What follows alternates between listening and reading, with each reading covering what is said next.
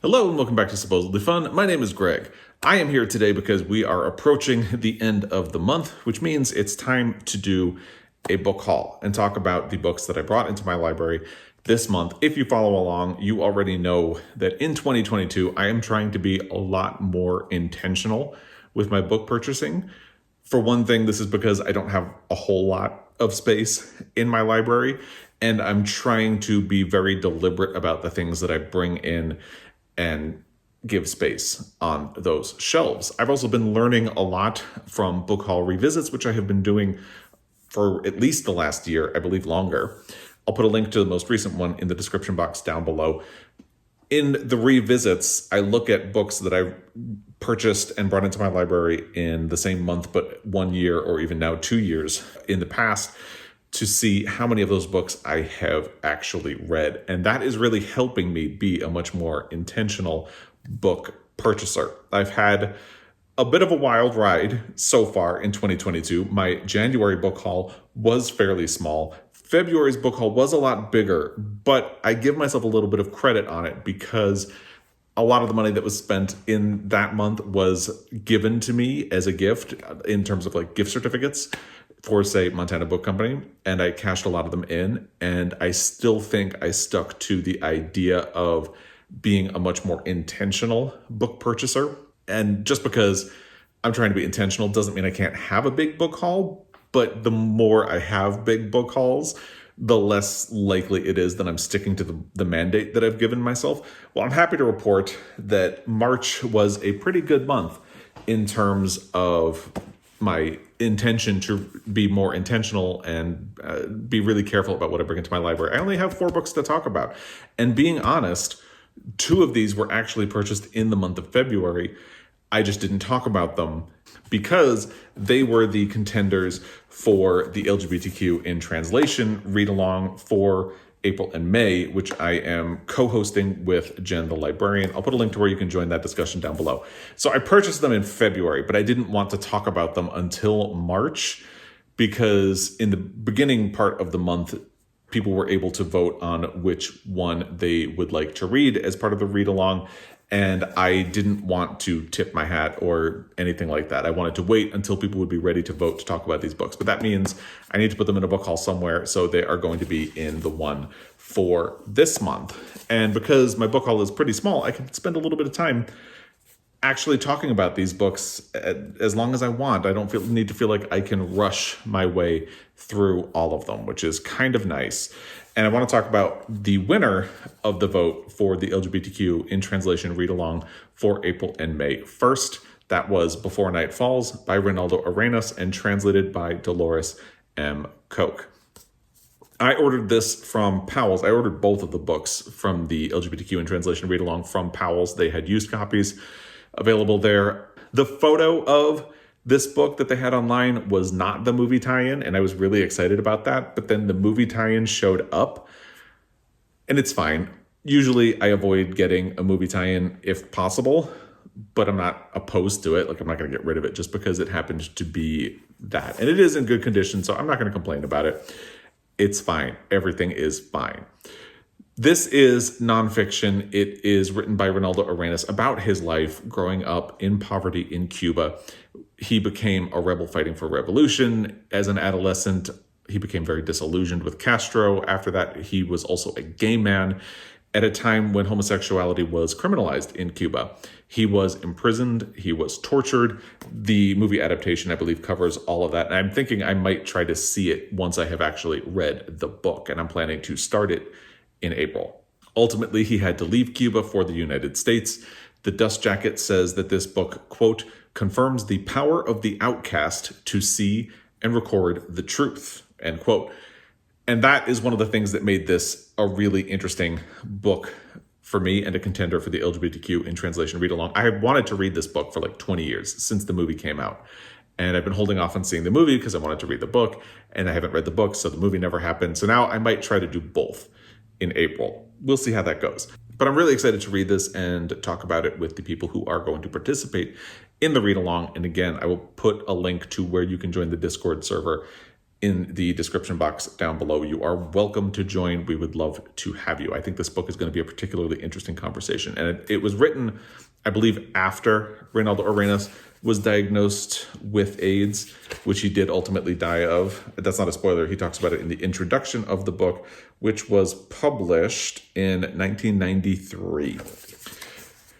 And when I announced this as one of the books for the LGBTQ in translation read along, I read the opening of the introduction. I usually skip the introduction and go to the first chapter, but because this is nonfiction, the introduction felt relevant. In all of my book hauls, I try to read a little bit of the opening to give you a sense of what the book is like. For this, the book haul, I am going to start with the actual first chapter, and that is The Stones. I was 2. I was standing there naked. I bent down and licked the earth. The first taste I remember is the taste of the earth. I used to eat dirt with my cousin Dulce Maria, who was also 2. I was a skinny kid with a distended belly full of worms from eating so much dirt. We ate dirt in the shed. The shed was the place next to the house where the animals slept. That is, the horses, the cows, the pigs, the chicken, the sheep. And that is the opening of Before Night Falls by Reinaldo Arenas, translated by Dolores M. Koch. And again, if you want to join in the read-along, which will take place in April and May, it's a very chill read-along. We try to take our time and not put a lot of pressure on getting through. Details are in the description box down below. And now let's talk about the other book that was a contender for the LGBTQ in translation read-along for April and May, Disoriental by Négar Djavadi, translated by Tina Cover. I plan at the moment to read both books in April and May. So if you were interested in this one, please still check out the information down below, because I plan to read it, and I know other people who have been participating in the read-along are also planning to get to both books. So if this was the one you were interested in, it's still very much possible to take part in the read-along. The Dust Jacket describes this book like this. Quote, at once a sweeping saga of 20th century Iran and an intimate story of a young woman's determination to create a future on her own terms, end quote. It's also described as a story of motherhood, exile, family, rebellion, and love as a woman is inundated with memories of her family as she sits in a fertility clinic hoping for life-changing news. It sounds like a very interesting book. This came out much more recently than Before Night Falls, and I've heard a lot of really good things about it. It also has a pretty cover for whatever that's worth as well.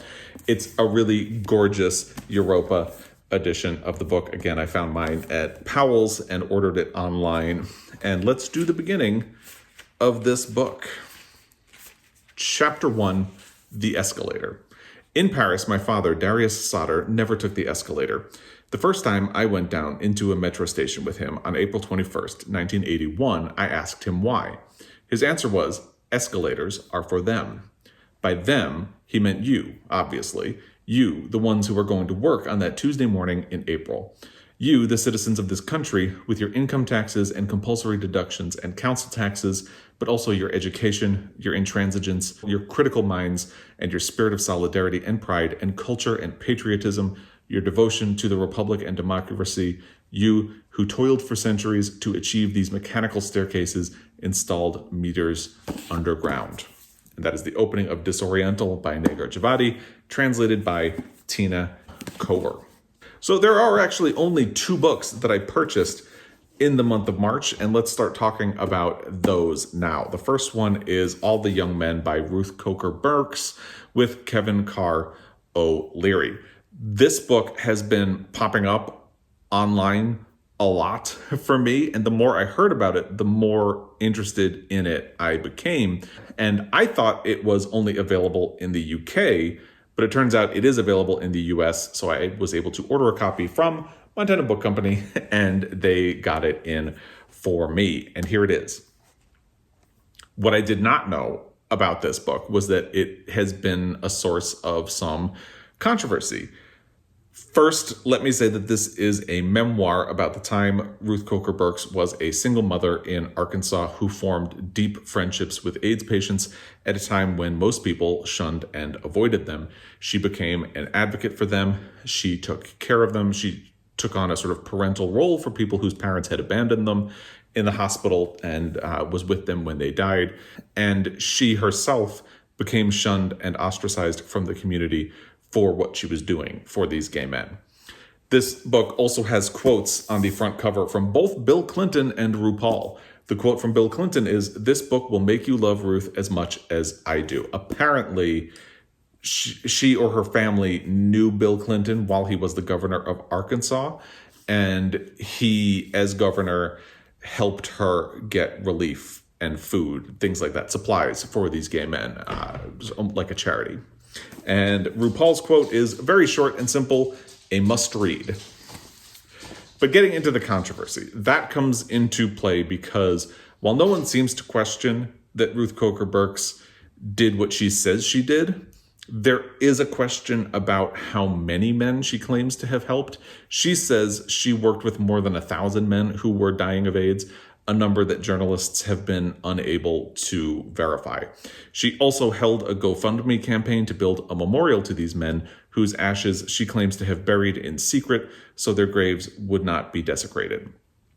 That GoFundMe campaign raised $75,000 in 2015, but no memorial has been erected. Burks has repeatedly declined to be interviewed, but a legal representative credits the delay to Burks' own health and medical needs.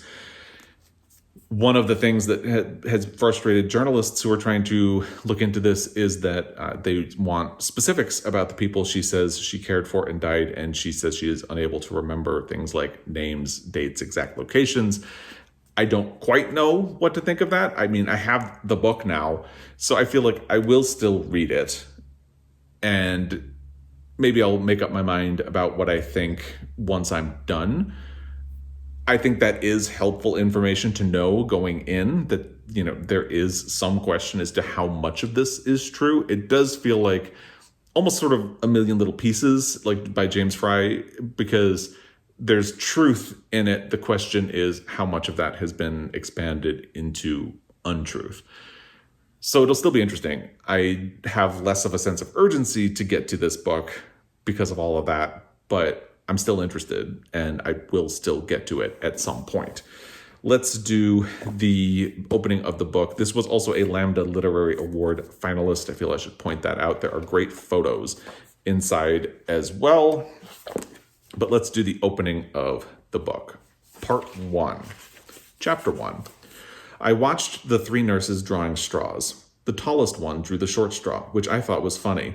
She was a redhead, wearing a lipstick so purple you knew she didn't have a good friend to tell her it wasn't right for her. I was at the hospital that weekend looking after one of my best girlfriends. Bonnie was stuck at the med center in Little Rock, recovering from cancer surgery. She was 31 and I was 26, both too young for this stuff. She'd gotten tongue cancer and never smoked a day in her life. For years, Bonnie had worked at the newspaper, typesetting at night, but quit when she got sick. Gonna skip ahead a little bit. Let's do 4 out of 6, said Red. You said best 2 out of 3, said the short one. She looked up at an older brunette who seemed to be in charge. Well, I'm not going in there, said Red. All 3 of them kept glancing down a long hall. At the end was a door covered in a blood-red tarp with a sign I couldn't quite read. As the nurses argued, I got curious, so I just casually started pacing down the hall, kind of walking on tiptoe, so my heels wouldn't click on the floor. As I got closer to the red door, I saw there were about 6 styrofoam food trays on the floor out of the hall, left with no care, like they were feeding a dog. And right outside, a cart full of head-to-toe isolation suits and masks. I could read the sign now. Biohazard. That is the beginning of All the Young Men by Ruth Coker Burks with Kevin Carr O'Leary. It'll be an interesting read.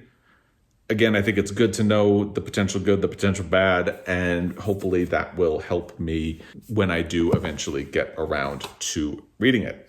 Now let's talk about the final book that I hauled in the month of March, A Place Called Winter by Patrick Gale.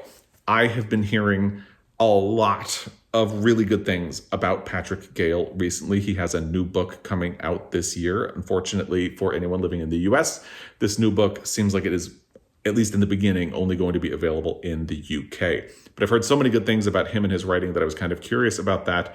And I started looking into older books of his, pretty quickly settled on the fact that a lot of people have a lot of great things to say about A Place Called Winter, and this book is available in the United States. So I called Montana Book Company, and they were able to order a copy for me.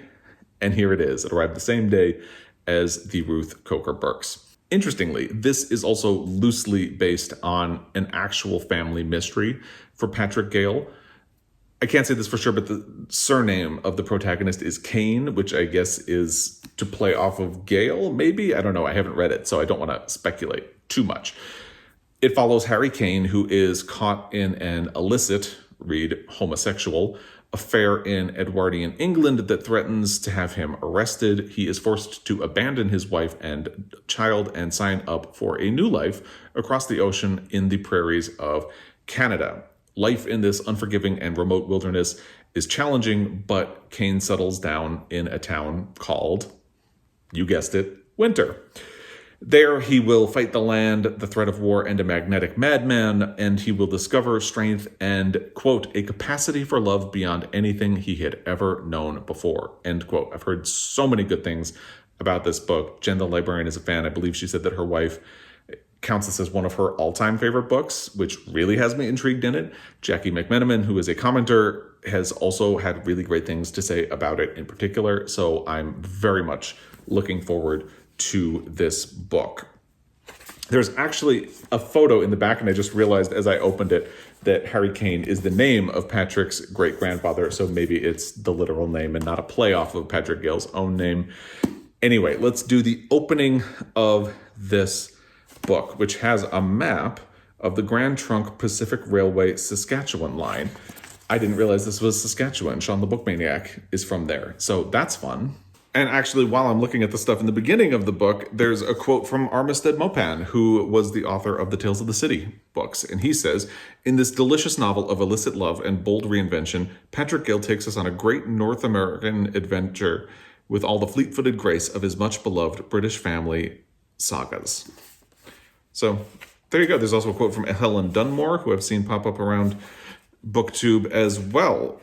Anyway, let's get to the beginning of the book. Chapter 1.